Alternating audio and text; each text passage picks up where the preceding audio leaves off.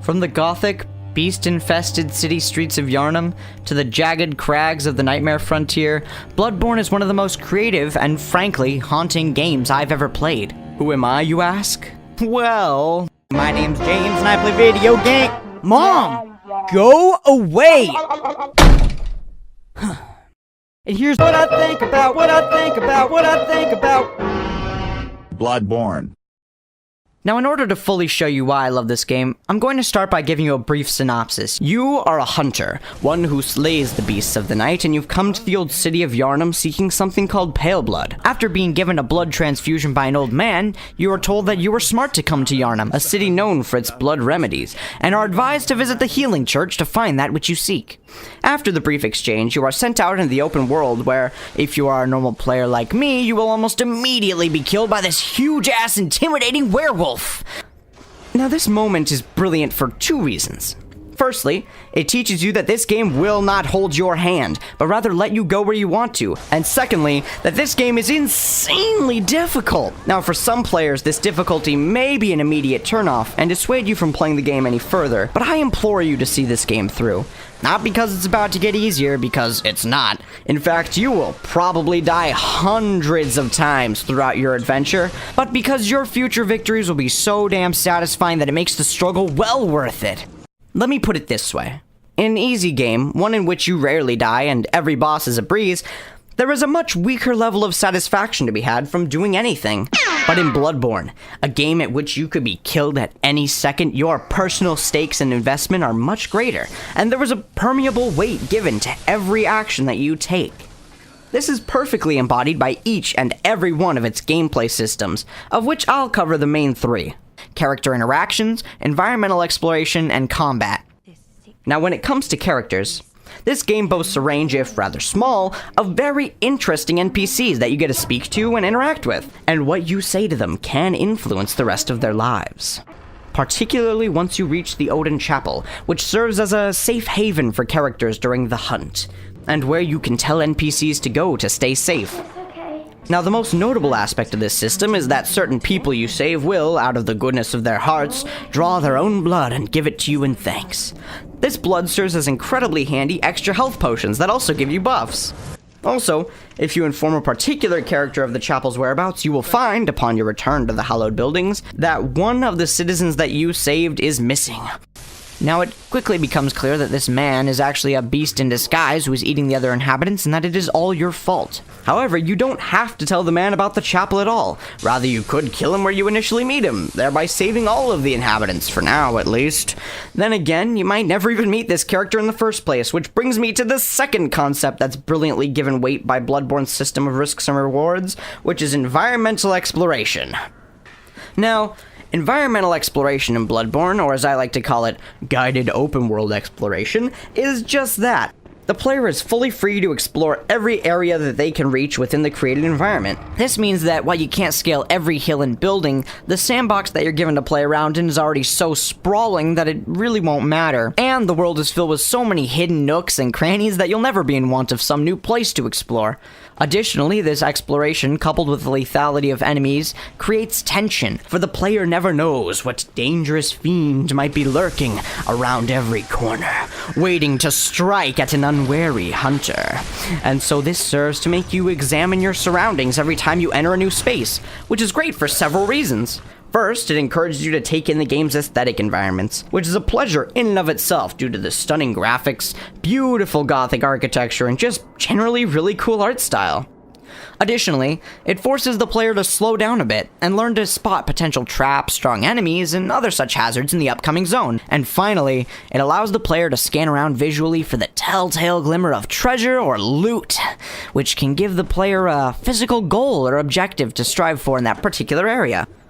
But what would exploration be if there weren't any cool areas to explore? Now, fortunately though, Bloodborne is filled with so many amazing, intricate locations to scour that, rather than discuss each one in banal, flowery detail, I'll just show you, shall I?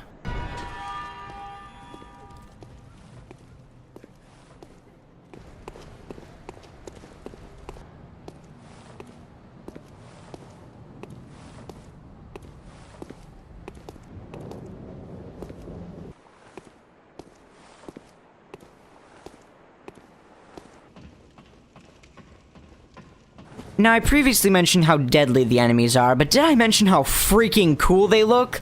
I'm talking bug monsters, brain suckers, dogs, oh my! Every enemy type is unique and each possess a special and distinct moveset, degree of agility, amount of health, and damage output level that makes every battle a fun challenge. Additionally, every new area that you enter contains a host of new enemy types to fight. Now, speaking of fighting, the combat in Bloodborne can best be described as a deadly dance. Its primary mechanics consist of dodging foes' attacks and retaliating with your weapon of choice. However, that's merely the tip of the iceberg. You see, hidden within the deceptively simple combat is an added layer of skill-based combination sequences. One of these I like to call the dodge strike, whoosh, in which immediately after successfully dodging an opponent's attack, the player can perform a kind of charging thrust or sweep that can be used to take on foes with a longer reach. There's also a move in which, after performing a series of light attacks, you transform your trick weapon, which subsequently performs a heavy attack. Chaining attacks in this manner can serve to help stagger larger foes and rack up damage on tankier enemies. However, rather than letting you use these attacks over and over to easily defeat an enemy, Bloodborne balances its combat brilliantly with the inclusion of a stamina bar. Running, hitting, dodging, and dash jumping all use up your stamina bar, and once your bar is fully depleted, you must wait for it to replenish in order to perform any of these actions again. Now, your stamina does come back over the course of a few seconds. However, during its replenishment time, you are left almost completely vulnerable to your enemy's attacks, which, believe me, is a terrible position to be in. Oof. Ouch. Now, there's one aspect of combat that I haven't yet discussed, and that's Bloodborne's completely unique parrying system. See, unlike the Dark Souls games, to which Bloodborne is pretty closely related, Bloodborne gives the player access to a host of ranged weapons that they can wield in their left hand, the one not holding their melee weapon of choice. And these ranged weapons can be used by the player to damage and even stagger certain foes, particularly if the shot is timed to land in the middle of an opponent's attack. Now, in order to balance ranged weapons, the player is given a limited supply of ammunition, and this game called Quicksilver bullets, which are fired in varying amounts by every ranged weapon. Now, this weapon type leads me into one of the game's smaller systems, which is that after staggering an opponent with a ranged weapon or a heavy attack, the player is granted a brief window in which to perform what is called a Visceral Attack. During this attack, the player reaches into their foes and yanks out something? Well, what it is isn't very clear, but it's obviously some very important organ because boy does it do a crap ton of damage. I mean, jeez. Looks like you'll have a hard time digesting any more hunters without your small intestine. Ooh, boy. That actually looked pretty painful. I'm so sorry. By the way, have I mentioned this game's almost comedic ragdoll effects? I mean, they're not really important to the game at all, but I find them funny. Yeah. So now that I've thoroughly discussed the monsters and combat mechanics in Bloodborne, I think that it's time to talk about what really makes this game special, and I'm speaking, of course, about other hunters and bosses. Now, I know that the idea of a boss is generally an overused, banal bore fest, but by golly, Bloodborne just gives such new life to the idea as to make it feel fresh and exciting again. But before I get into talking about all of the area bosses, I'd like to touch up on the other hunters. You see, during your adventures in Yharnam and the greater world, you will encounter several other hunters, much like yourself, whose goals often parallel your own, to hunt and kill the beasts plaguing the city and end the nightmare. And while these hunters can often serve to aid you in your fight, there are those who have gone mad from overconsumption of blood, and now slaughter all that they encounter, man and beast alike. From Father Gascoigne to Eileen the Crow, every hunter possesses a unique set of weapons and armor that the player can usually gain access to throughout the game, and this, combined with their immense maneuverability and intuitive dodging, can make fighting them feel almost like fighting a copy of yourself. It reminds me of a more complex version of the Shadow Link fights from Zelda 2 and Ocarina of Time, and acts as an ultimate test of the player's ability to outmaneuver and, more importantly, outthink an opponent just as quick and strong as themselves. However, as tough as these hunters are, they are outclassed only by Bloodborne's bosses.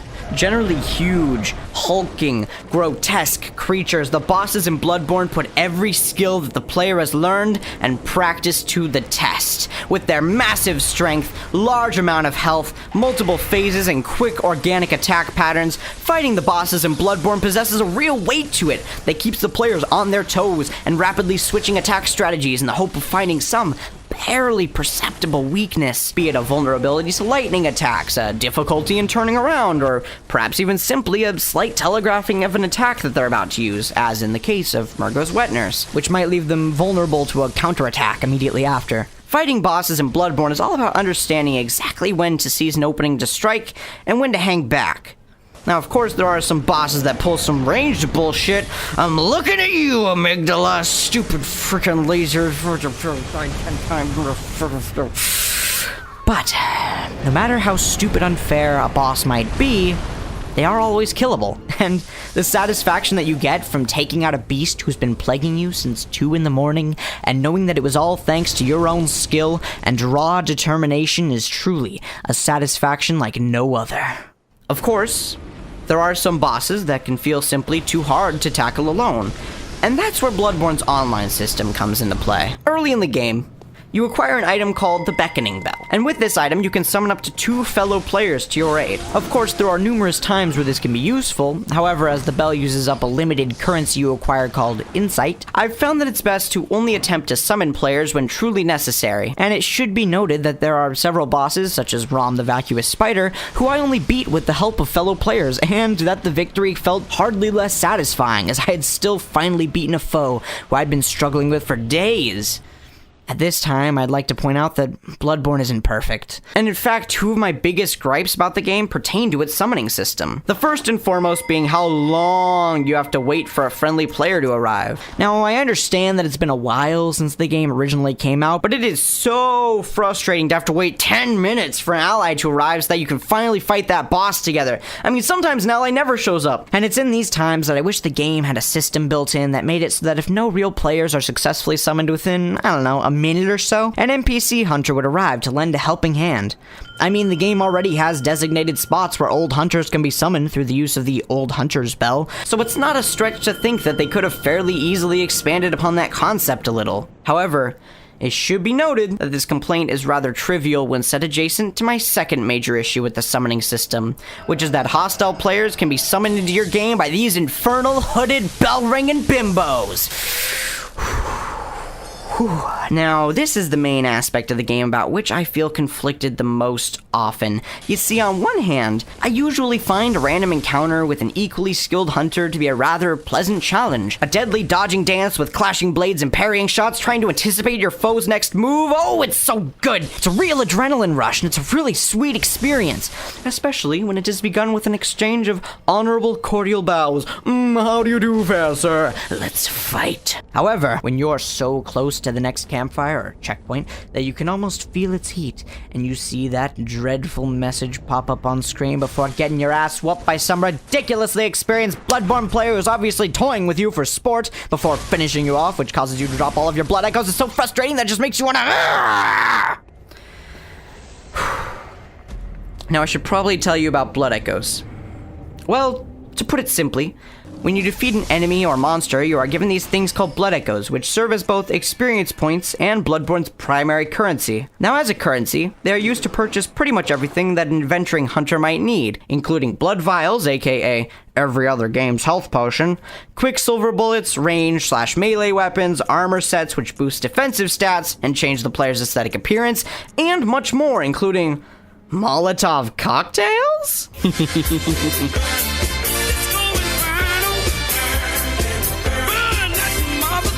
Now, while I think that using blood echoes as a currency is pretty cool conceptually, their dual usage as experience points raises my third and final issue with Bloodborne, and that is leveling up. Not the idea of leveling up or the use of blood echoes to level up. In fact, I feel that the game's utilization of blood echoes, a currency that you drop all of if you die and have to retrieve from where you drop them, all of which forever disappear if you don't retrieve them before dying again, to be quite a gripping system. That adds a lot of weight and tension to monster encounters. No, rather the aspect of leveling up in Bloodborne that supremely irks me is the general lack of any noticeable stat boost with each level up. I'm well aware that there are diminishing returns the more that you advance each particular stat, but in a game about being a badass beast-slaying hunter, you want to feel like your experiences are making you noticeably stronger. but when each stat boost gives such a small increase in strength, there were several times that I felt I had to grind for blood echoes to gain levels to fight certain bosses. Now, in a game all about exploration and combat, you should never feel like you're forced to keep refighting the same enemies in a small area just for blood echoes. It is immersion breaking, and it disrupted the game's natural flow. Now, enough complaining about Bloodborne. It's my favorite time of the video, the section where I talk about the game's many aspects that I really love. First of all, I really dug the game's setting and visual theme. All of the gothic architecture and Lovecraftian horror combined with the game's ethereal and supernatural aspects really lent themselves to a chilling and eerie feeling experience. Recently, I've actually been checking out some of Bloodborne's lore, explained by a YouTuber named Fungo, and it's actually some really engaging and thought-provoking material. So if you're interested in learning more about the game's story and lore, I'd recommend checking out some of his videos. And while you're there, let him know that James sent you. It'd mean a lot. Another aspect of Bloodborne that I really enjoy is its music. Every area has its own subtle themes, and every boss has his or her own unique scores. And let me tell you, every single one is memorable. From the terrifying cacophony of sound during the cleric beast fight, to the eerily quiet and haunting musical box melody that can be heard during the duel with Murgo's wet nurse. And finally, culminating in the sad, violin-based theme of the game's final/penultimate boss, depending on the ending that you chose. You know, speaking of endings, while I refuse to spoil any of them, all three are pretty awesome, and the fact that your ending is based upon a simple choice that you make, I find to be a great mechanic. So that's that, I suppose. Comprehensively, I'd rate Bloodborne a solid 95 out of 100, because overall I really enjoyed it and felt that despite its several shortcomings, it was an incredible experience that I would certainly love to play again, and unquestionably recommend to anyone looking for a uniquely challenging yet satisfying game with a beautiful, if a bit gory at times, aesthetic, and one which contains an immense amount of creativity put into its every facet. Now, if there's anything you feel like I've missed in this Bloodborne review, please, don't hesitate to let me know in the comments below. You can also feel free to like the video and subscribe to this channel for more video game goodness. Thanks for watching, guys, and as always, I hope that you have a great day.